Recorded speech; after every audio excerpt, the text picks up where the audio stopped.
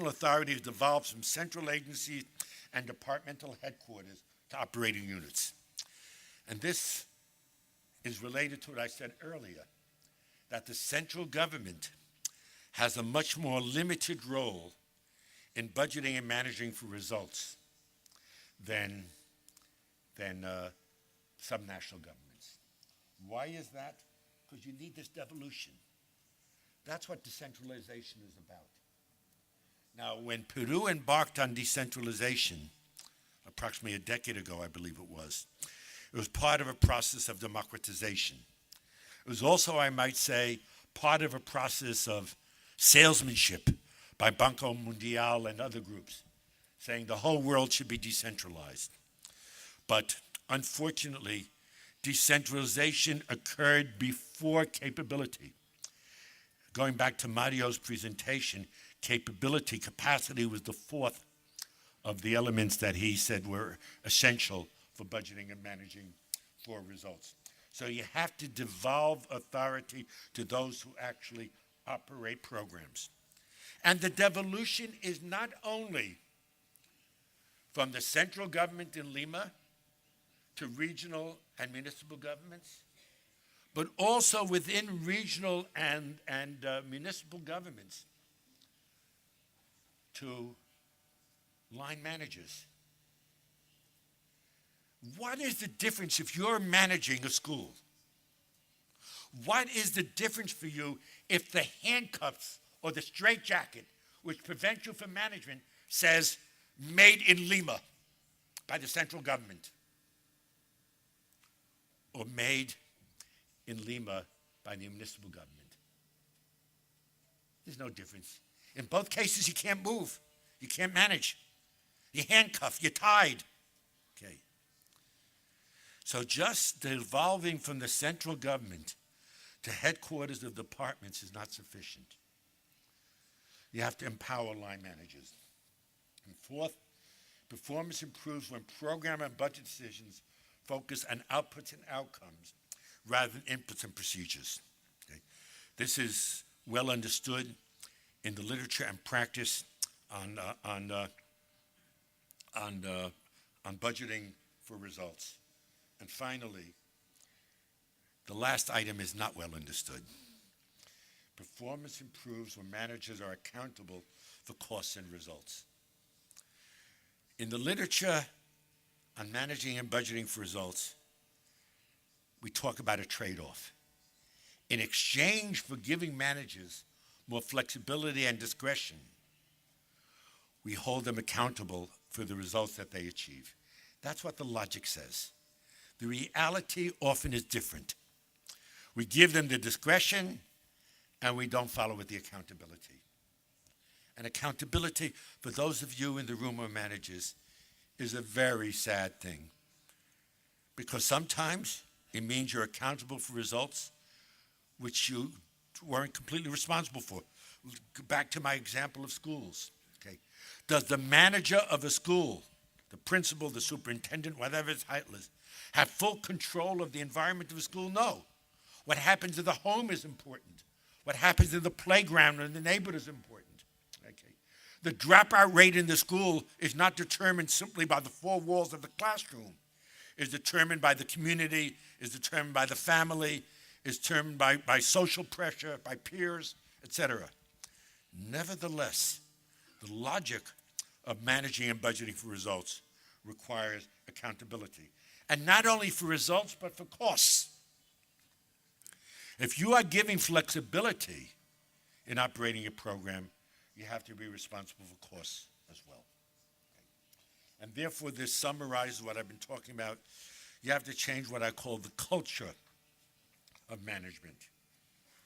From the control culture, which emphasizes inputs that limit discretion, to the performance culture that emphasizes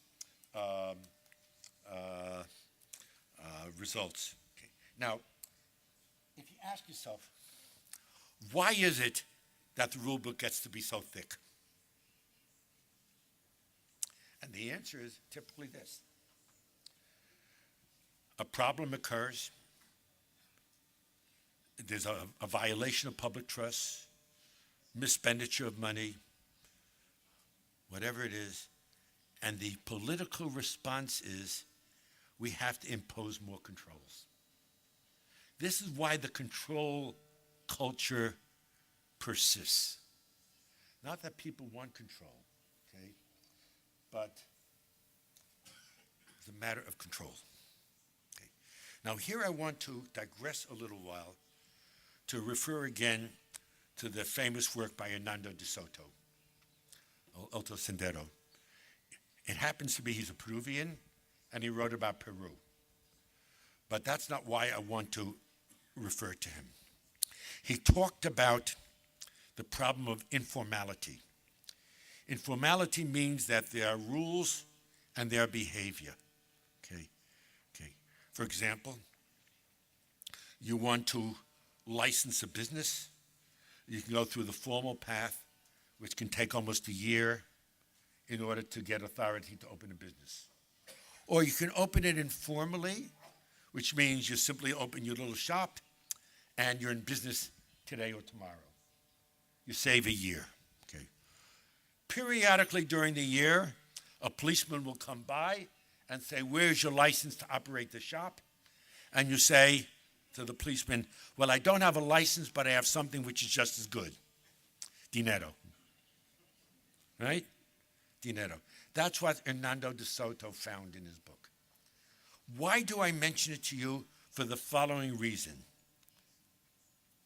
I am convinced, after 50 years of work, that if the market sector and society as a whole operate on an informal basis, the public sector is also infected by informality. Okay. It breathes the same air. There's a migration of ideas and norms and values and practices all the time between public and private sector. There's no Chinese wall between the two. If De Soto found in Peru, and indeed in much of Latin America, there is informality in the market sector, in social and commercial relations. Okay. Similarly, there'll be informality in the public sector as well. How does informality translate itself into the public sector? There are rules, but the rules are not the way things get done. The same way there are rules for opening up a business, a small shop, but that's not the way shop owners open up their shop.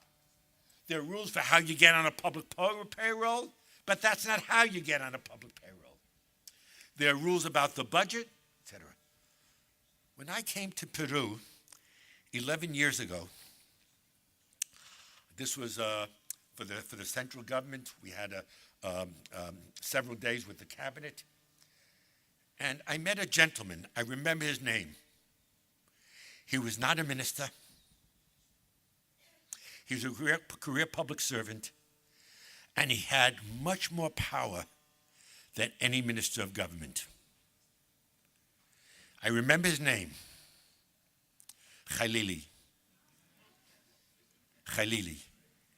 He was maybe 50, 55 years old, but they talked to him as if he was there from the Inca era. That's how long he was there. Okay. What happened in Peru was every year the government and the Congress approved the budget, and every year Khalili decided what the expenditure will actually be. Ministers would come begging to him, "Vice Minister Khalili, please give us some money." Remember that? That's informality. That's what I mean by informality. The budget is the informal mechanism, and how you get money is the informal mechanism. Okay. Why do I emphasize informality? For two reasons. First, when you have informality, the response is you have corruption, you have problems, you have inefficiency. Let's introduce more rules, more controls. That is the natural response. But as I say over here, adding more controls doesn't get you more control. That's the first reason. But the second reason is even more fundamental. And here, I'm not in Peru long enough this visit to make a judgment. To what extent has Peru moved from the informalities which De Soto identified 20 years ago